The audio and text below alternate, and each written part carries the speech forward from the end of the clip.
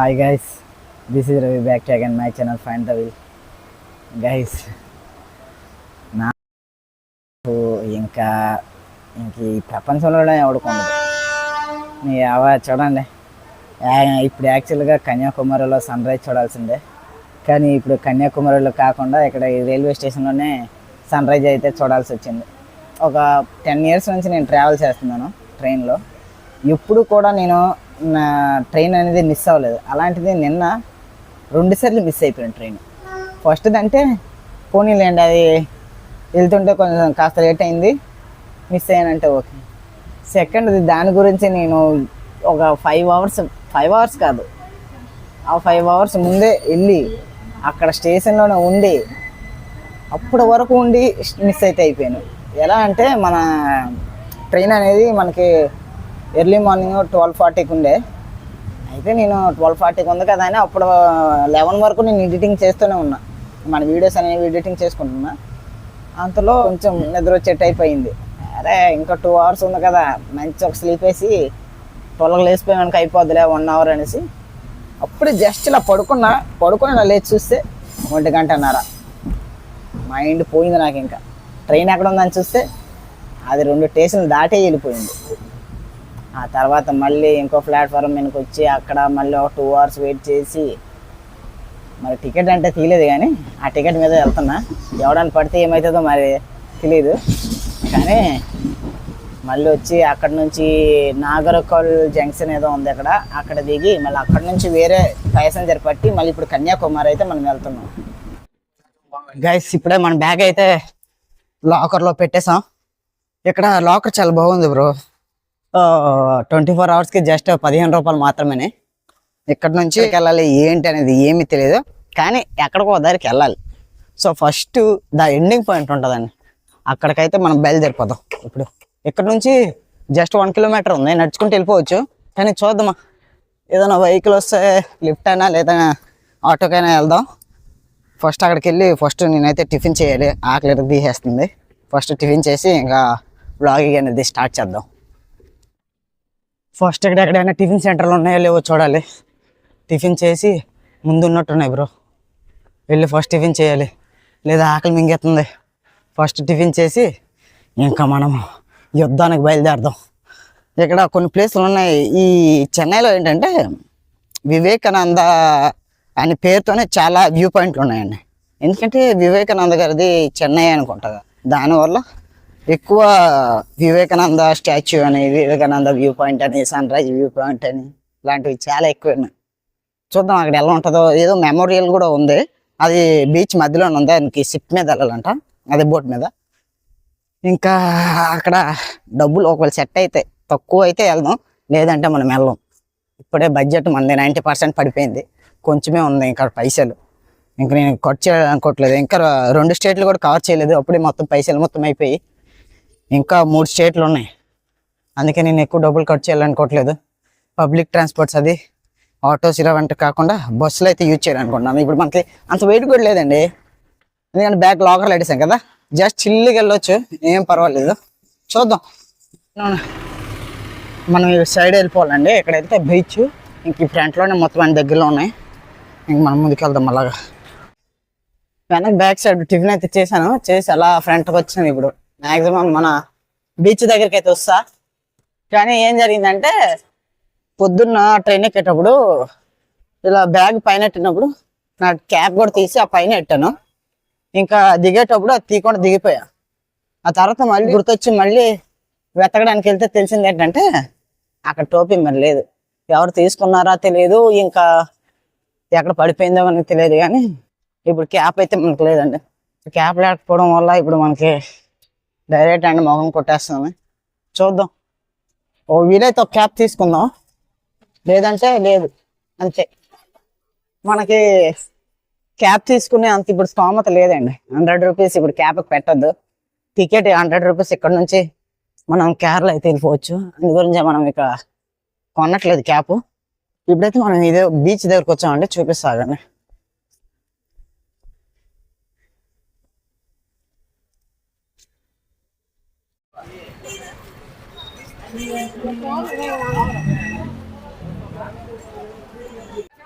Back side ఏదో temple ఉంది అనుకుంటా, అందరూ దాని గురించే లైన్ కట్టుకొని లోపలికి వెళ్తున్నారు. నేను ఆ టెంపుల్ కాకుండా స్ట్రైట్గా బీచ్ సైడ్ వెళ్తున్నా. బీచ్ సైడ్ చూసి బీచ్ అక్కడ చూసి ఇంకెక్కడ ఏవేవి ప్లేస్లు ఉన్నాయో ఆ కొంచెం కార్ట్ చేసి ఇక్కడ నుంచి ఇంకా దూరంలో ఉన్నాయో వాటికైతే నేను వెళ్ళడానికి ట్రై చేస్తున్నాను. ఇంకా బ్యాక్ సైడ్ చెప్పాను కదా, అక్కడికి వెళ్తే అక్కడ నుంచి బోట్ ఎక్కించుకుంటూ మనకి అక్కడికైతే తీసుకుని వెళ్తారు. అది గ్లాస్ బ్రిడ్జ్ అంట, నేను చూసాను ఇది గూగుల్లోని. అక్కడికి వెళ్ళడానికి ఎంతో ఏంటో అడగలేదు, కానీ ఒకసారి అడుగుదాం. తక్కువ రేట్ అయితే మనమే వెళ్దాం, ఎక్కువ రేట్ అయితే అన్ని మూసుకొని మళ్ళీ వేరే దగ్గరికి వెళ్ళిపోదాం. ఓకే, ఇంకా అక్కడ బోటింగ్ కోసం అండి, ఎవరైనా బోటింగ్ చేయాలనుకుంటే అక్కడ నుంచి వెళ్ళొచ్చు. అలా అక్కడ బోటింగ్ చేసుకుంటూ అక్కడికి వెళ్ళాలండి. బీచ్ అండి ఇది, సన్సెట్ బీచ్ అంట. ఇక్కడ లోపలికి వెళ్ళడానికి కూడా ఉందండి, బోట్స్ ద్వారా వెళ్ళొచ్చు. ఇక్కడ మీకు వ్యూ చూపిస్తాను, ఒకసారి చూడండి.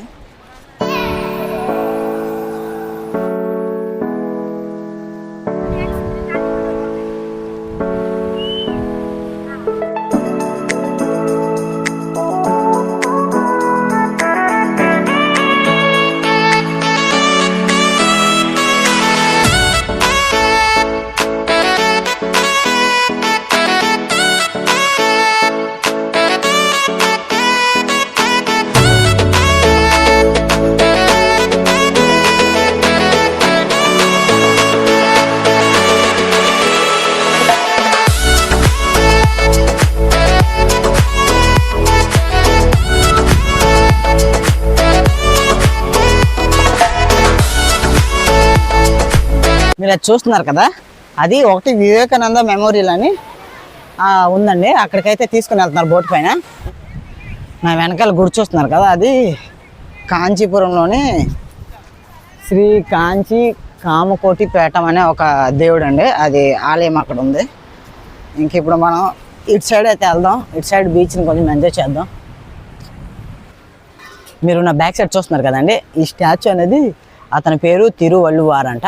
అతను ఒక పోయట్ అండ్ ఇంకా ఫిలాసఫర్ అంట అతను. ఇప్పుడు ఫ్రంట్లోని మహాత్మా గాంధీ మండపం అనేది ఉందండి, ఇప్పుడు అదే చూడడానికి మనం ఇప్పుడు వెళ్తాను. ఇక్కడ నుంచి జస్ట్ 100 మీటర్స్ అంట. వెళ్ళి అక్కడ చూపిస్తాను అక్కడ ఏముందో, గాంధీ తాత గురించి ఏదైనా హిస్టరీ ఏమైనా ఉందా ఏంటో. అంతే, మనం చిన్నప్పటి నుంచి చదువుకున్నాం అనుకోండి, కానీ గాంధీ మండపం ఉంది. ఇప్పుడైతే ఈ గాంధీ మెమోరియల్ దగ్గరికి అయితే వెళ్తున్నామండి. బ్యాక్ సైడ్ నా చెప్పులు లాకర్లో పెట్టి ఇంక ఈ లోపలికి వెళ్దాం. అంటే మొన్న మనం గిరి ప్రదక్షిణ వచ్చేసాం కదా, అప్పటి నుంచి ఏంటంటే కాలు అదే ఏం లేకుండా నడుస్తుంటే దోలు తీరిపోతుందండి. ఇక్కడ మొత్తం గాంధీ గారి గురించి రాస్తున్నారు, చూద్దాం.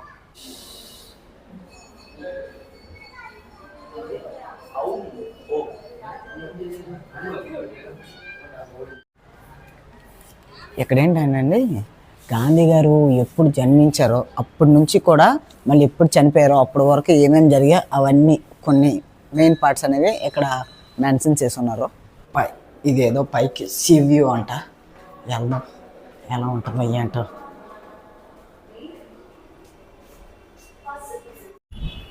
ఇప్పుడు మనం చెప్పాను కదా గాంధీ మెమోరియల్ లోపలికి వెళ్దామని. వెళ్తే అతను మొత్తం డీటెయిల్స్గా చెప్పాడు. ఏంటంటే ఈ గాంధీ గారు ఎప్పుడు పుట్టారో ఇంకా ఎప్పుడు చనిపోయారో అప్పటి వరకు ఏమేమి విషయాలు జరిగాయి అవన్నీ ఇక్కడ ఉన్నాయండి. ఇంకా ఇది ఇక్కడ కట్టడానికి మెయిన్ కారణం ఏంటంటే, ఎప్పుడైతే గాంధీ గారు చనిపోయారో అప్పుడు తన అస్థికలు ఉంటాయి కదా, అవి అదే మన వారణాసి గంగాలో కలిపారు. అప్పుడు కలిపేటప్పుడు ఏంటంటే, అప్పుడు కాంగ్రెస్ ప్రభుత్వం ఉంది కదా, కాంగ్రెస్ ప్రభుత్వం ఏం చేసిందంటే కలిపేటప్పుడు కొంత అదే మన అస్థికలు తీసి అది తెచ్చి ఇక్కడ పెట్టారంట. పెట్టి 11 రోజులు అయిపోయాక ఎక్కడనే ఉన్న ఈ సముద్రం ఉంది కదా, ఈ సముద్రంలో కలిపారంట. దాని గురించే ఇక్కడ ఈ మెమోరియల్ అనేది కట్టారు.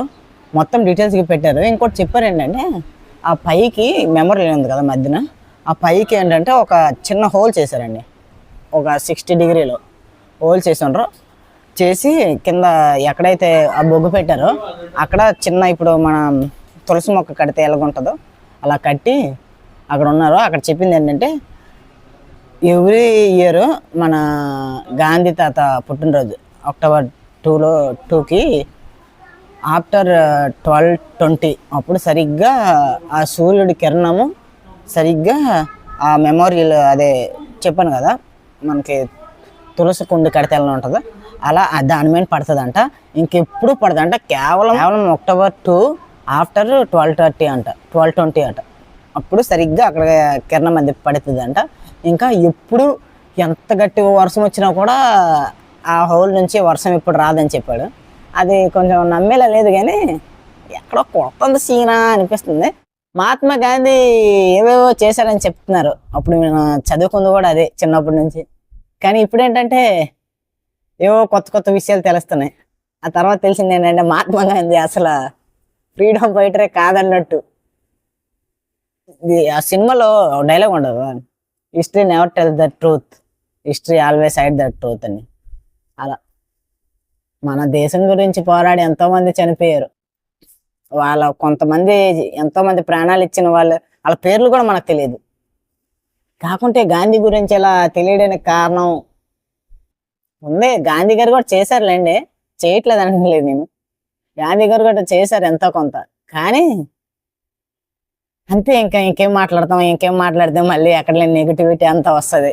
అవసరం లేదు. ఇంకా ఇప్పుడైతే ఆ మెమోరియల్ ఉంది కదా, ఆ పైకి అయితే వచ్చాం. ఇక్కడ నుంచి వ్యూ అనేది బాగుంది, ఒకసారి చూపిస్తే చూడండి.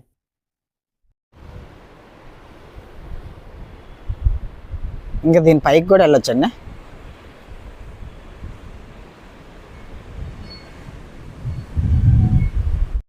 ఇంక దీని లోపల ఏదో ఉంది, చూద్దాం ఇక్కడ ఏముందో. ఓ జస్ట్ డౌన్ అండి. పదానే పైకి వెళ్దాం ఒకసారి. పైకి వెళ్ళి ఏముందో చూసుకుంటూ అలా మళ్ళీ బ్యాక్కి వెళ్ళిపోదాం.